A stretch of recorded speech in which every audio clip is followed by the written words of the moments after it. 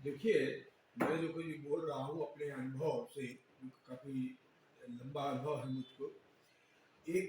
मैं पिछले दिनों जब एक मेंबर ऑफ पार्लियामेंट मिला था दिल्ली में मंत्री जी से भी और कुछ अधिकारियों से, तो मुझे इम्प्रेशन लगा कि सब किसी भी प्रकार से भी इस कोशिश में है कि ये इंडस्ट्री विदर्भ में हो जाए, खत्म हो जाए, किसी ना बचे।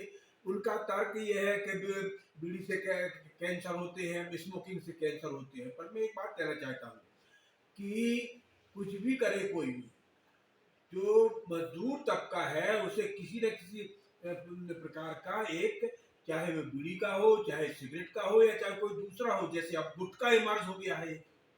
ये तो एक न एक नशा, लाइट नशा जो है, हल्का नशा उसके लिए जरूरी, क्योंकि जब वो मेहनत करता है और मेहनत करने के बाद जब उसको थोड़ा सा भी एटलीस्ट पे आना चाहता है, आराम से वो थोड़ा अपना शरीर को देना चाहता है, तो फिर वो कोई ना कोई ऐसे छोटे से उसमें चला जाता है। और बीड़ी भी इसी का एक बहुत बड़ा भाव है।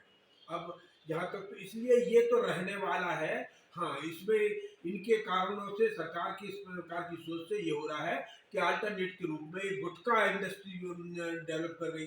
अब गुटखा इंडस्ट्री का और बीड़ी इंडस्ट्री का हमें समझना होगा। बीड़ी का जो उद्योग है वो करोड़ों लोगों को इन्वॉल्व करता है। गुटखा एक इंडस्ट्रियलिस्ट को इन्वॉल्व करता है और फिर बाकी सेलर्स होते हैं, जबकि बीड़ी में भी सेलर्स होते हैं। तो वो तो एक बराबर की स्थिति हो गई। पर मैन्युफैक्चरर मैंने बनाने वाला एक, उसके हार्डली उसके 10 20 25 या 100 मान लीजिए वर्कर्स उसको एम्प्लॉय करता है। जो तो एम्प्लॉयमेंट तो घट ही गया, घट गया एक इंडस्ट्री, मान लीजिए एक काम से, सरकार के इस काम से, उसकी सोच से। तो मेरा कहना यह है कि ये सोच बहुत ही अव्यवहारिक है। और इस तरह से अब आप बीड़ी के जगह पे या तो सिगरेट ले आएंगे, या फिर आप गुटखा ला रहे हैं। ये सब नहीं करना चाहिए, कि ये सब नहीं होना चाहिए। बल्कि आज है कि मैं सागर जिले से आता हूँ, मध्य प्रदेश के। तो वो सन 60 के दशक में, 60 और 70 के दशक में, जब हिंदुस्तान में काफ़ी गरीबी भी थी और ये जो है भुखमरी की भी स्थिति रहती थी, लोगों को काम नहीं रहता था, तब भी मेरे जिले में, क्योंकि मेरा जिला बहुत ज़्यादा बीड़ी बनाने वालों का जिला रहा है। मेरे ख्याल से 2 4 जिले हो गए देश भर में जहाँ जहाँ इतनी बीड़ी बनती थी। मेरे यहाँ कई 2500 ब्रांड थे। कहीं कोई फुहारा है, कोई शेर छाप है, कहीं कोई है, इन सब की बीड़ियाँ बनती थी। मेरे यहाँ कभी उस दशक में ऐसी कोई भुखमरी की स्थिति नहीं बनती थी। आदमी को बेयर मिनिमम चीज़ें तो मिल ही जाती थी। इसलिए मिल जाती थी कि वो उसके यहाँ बीड़ी बनती थी, और बीड़ी से बहुत ज़्यादा नहीं, कोई अच्छी लिविंग नहीं मिलती थी, मगर उससे के बावजूद भी उसकी जो आवश्यकता है, पेट भर की आवश्यकता कम से कम पूरी होती थी। तो इस तरह से वो अगर एक आध दो लोगों की नहीं, पूरी की पूरी सोसाइटी का कोई बेनिफिट था उस वक्त पे। इसलिए मेरा सोचना तो यही है कि नहीं, इसको वो नहीं किया जाए। जो लोग ये कहते हैं कि इसको खत्म कर देना चाहिए, खत्म, क्योंकि इससे ये हो रहा है, WHO ने ऐसा कहा है, और ये बिल्कुल अव्यवहारिक है। ये तथ्यों पर आधारित मुझे नहीं लगता। मैं खुद बीड़ी पीता था, आपको सब आजकल नहीं पीता हूँ, पर मैंने खुद ने खूब बीड़ी पी है। जब मैं इमरजेंसी में जेल में था 2 ढाई साल के लगभग, तब मैंने बीड़ी बीड़ी बीड़ी पी है। मेरे परिवार में मेरे पिताजी हैं, मैं कई प्रकार के, जेल में तो गणेश छाप बीड़ी आती थी एक, वो लाइट भी होती थी और वहाँ आसानी से मिल जाती थी, तो वो लिख पीता था। एनीवे, तो मेरे पिताजी बीड़ी पीते थे। मेरे पिताजी के बड़े भाई बीड़ी पीते थे, उनको उनसे छोटे बीड़ी पीते थे। मेरे पूरे परिवार में बीड़ी बीड़ी पीने का काम होता था। तो मगर मैंने कभी नहीं देखा किसी को कोई कैंसर हुआ। Nobody died of cancer below. सबके सब अपनी नेचुरल डेथ मरे। बल्कि आज मेरा ये अनुभव देखने को आ रहा है कि जब गुटखा खा रहा है ना जो आदमी, वो ज्यादा उसको माउथ कैंसर और गले का कैंसर और किडनी का की प्रॉब्लम हो रही है। ये मेरा अनुभव है। मैं बहुत लंबे समय तक बीड़ी इंडस्ट्री में लेवल लीडर रहा हूँ।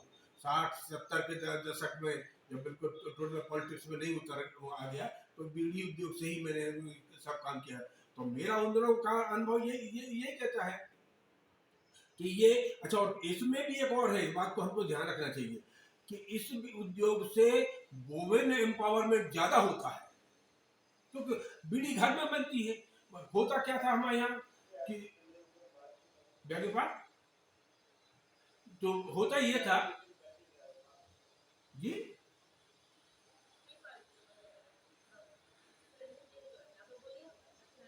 तो क्या वुमेन एम्पावरमेंट ऐसा होता था कि महिला अपने घर में काम करते हुए जो थोड़ा सा समय काम कर लिया, रोटी बन गई, सब हो गए, बच्चे स्कूल स्कूल चले गए, फिर वो अपनी बीड़ी बनाने लगती थी। दोपहर में जब बच्चे आए तब तक वो अपनी उतनी बीड़ी बना लेती थी, उसको कोई समस्या नहीं रहती थी, और वो इसकी अर्निंग उसी को मिलती थी, इसकी अर्निंग भी उसको मिलती थी, तो उसके हाथ में पैसा जाता था।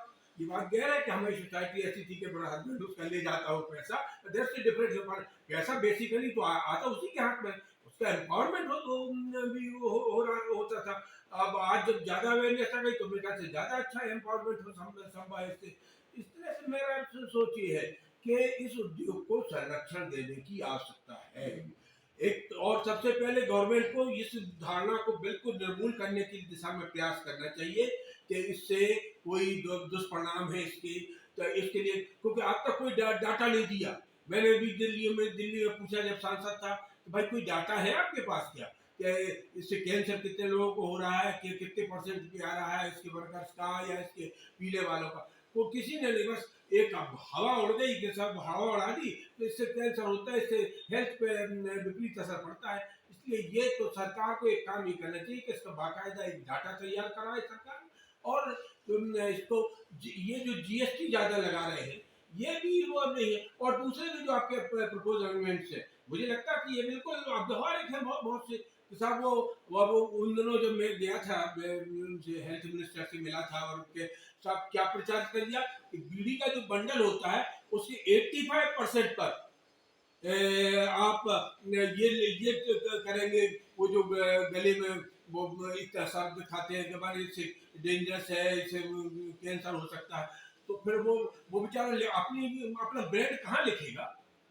और सुनिए, बीड़ी पूरी ब्रांड के आधार पर ही बिकती है।